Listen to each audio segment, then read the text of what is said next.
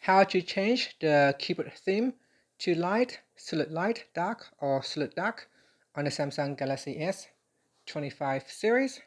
First, tap on the home button to return back to the home screen.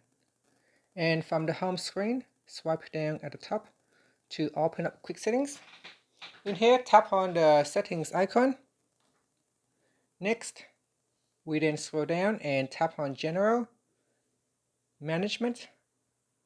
After that, scroll down and tap on Samsung keyboard settings.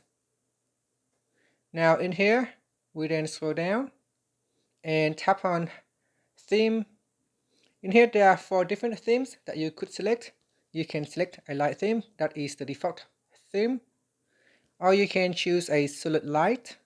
You can also choose a dark theme or a solid dark theme.